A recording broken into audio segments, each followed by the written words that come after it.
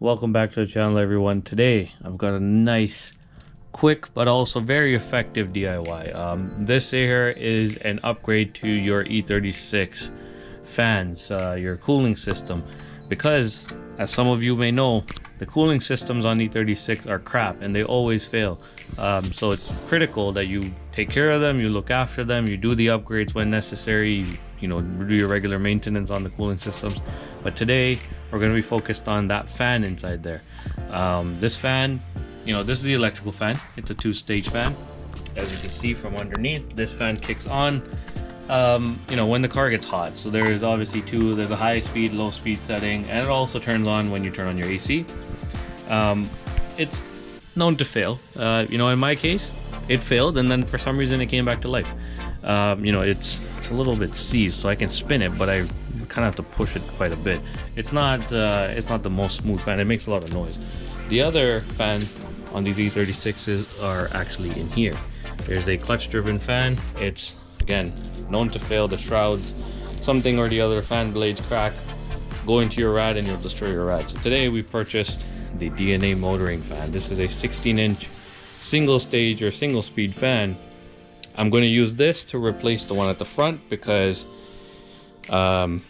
it's an electric fan, so I can wire it in exactly how the old one was. The only difference being that the old one again had two speeds, that being a single speed, similar to the majority of YouTubers when they upgrade to the SPAL one.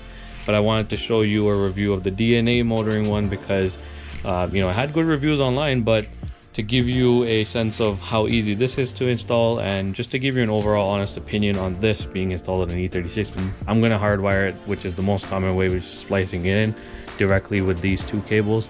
The factory unit comes with 3 because of the high and low speed, but we're going straight with the single speed, so we're going to splice 2 cables together and then the ground. Not a difficult process, but obviously a little bit involved. But I'm gonna, like as always, I'm gonna show you exactly what to do step by step. So let's begin.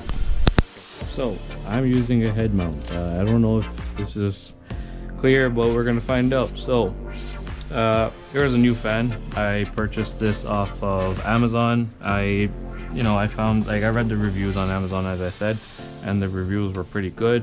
You know, obviously this is a lot smoother than my current fan, and if I'm not mistaken, this one is set up to be a pull fan, but I believe, like most motors, if you flip them, you can turn it into a pusher, because that's what we need. So I'm going to obviously cut this connector off because this is no use to me. I can splice in, I've got a couple different connectors, so I can splice in a new connector there and a new connector on the car. And we can make it still plug and play and basically keep the fact that we can always disconnect it when we need it. So let's begin. First step, obviously, I would suggest take your bumper off, because it's kind of in the way. I mean, you could do it without taking the bumper off, but in my case, my bumper is aftermarket. I've got the M3 bumper, and I'm missing the center trim down here. I'm missing the trim that goes on the tow hook. So it kind of makes my life easier. Also, I have removed the screws in the wheel wells already. That makes it simpler. So all I really have to do is pull back these 2 trims and remove the 2 bolts here on the rebar and the 2 bolts here on the rebar. And that should be enough to remove this bumper. So let's begin. Actually today, let's begin by removing this shroud so I can see down. So this is just a standard Phillips head.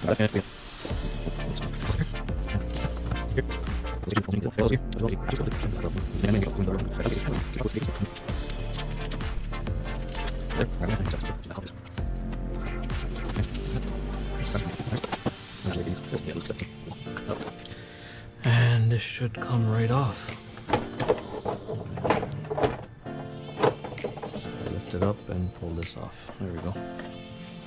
Alright, so now we can see directly down, you know, there's our fan. And as you can see, it's not the smoothest thing. It barely wants to rotate, even pushing by hand. So it looks like my front shroud is already cracked anyways. So it's a good thing I'm replacing it.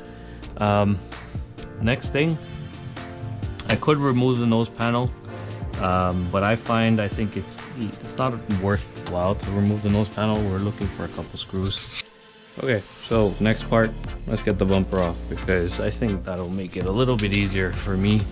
There are screws basically going directly in here. I've seen a lot of people basically screw, use your socket extensions and get it off, but why bother? Bumpers are easy to take off. So I'm gonna grab, I believe this is a 13 mil, so I'm gonna pull this trim back. Like I said, in my case, it's pretty easy because I've had it set up that way. What I'm planning on doing is I'm planning on painting this bumper, so these trims are easy to take off for me. I've taken them off multiple times. So let's grab, I think it's a 13 if I remember correctly. Yep, so 13 mil. We'll grab the socket, or sorry, the ratchet.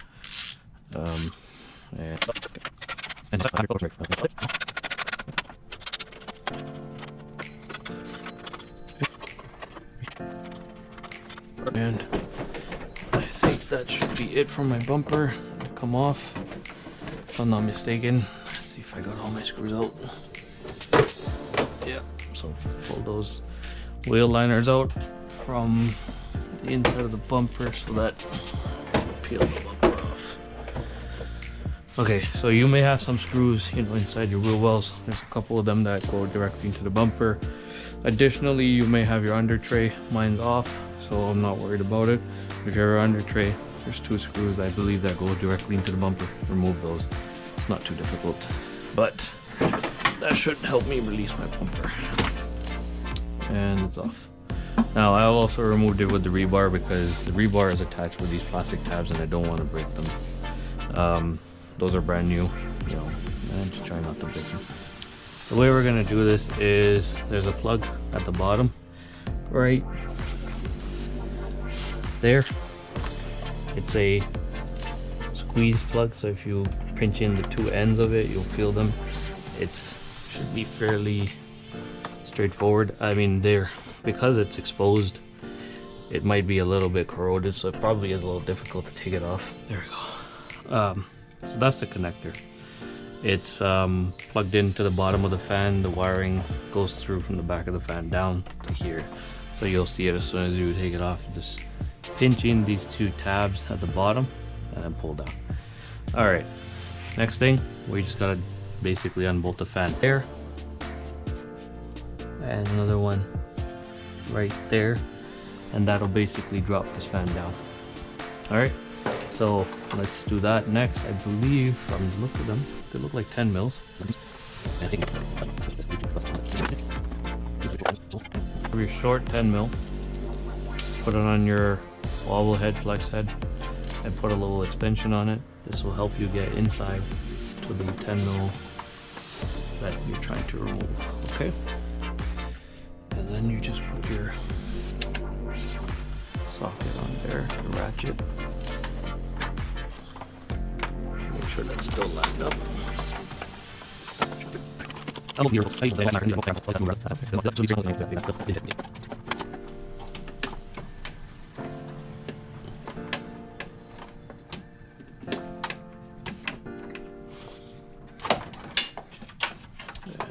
I say that as I can't do it.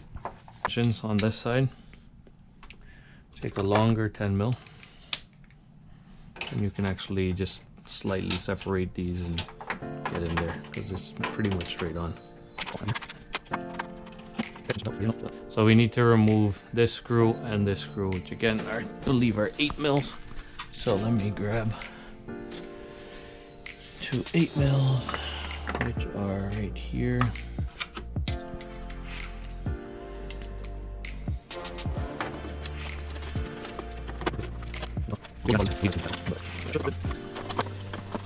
Okay, there we go. So that gave me enough space to pop this out, and that's the fan right there. That's the old. Pop that right here.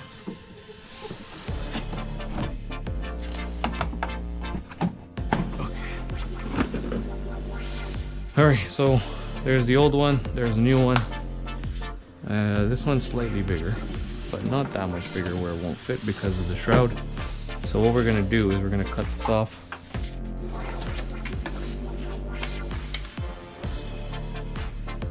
give us enough space so that we solder in the new one.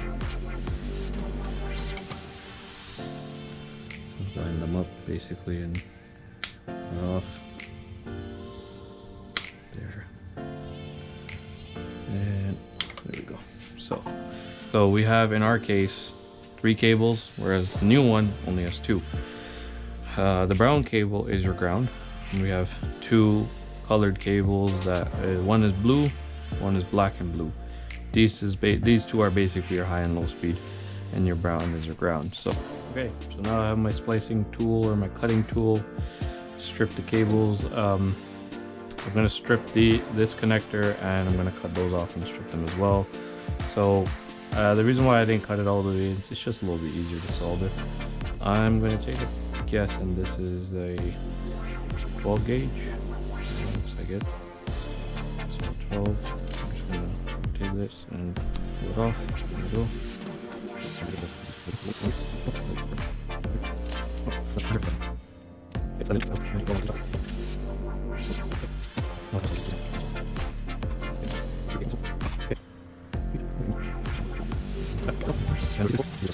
Okay, so while I was actually testing on my fan, I quickly connected it just to see if it'll work. I realized that because my fan shroud is cracked, there is 2 more bolts obviously to hold this on. They are right there, and another one right on this side right there.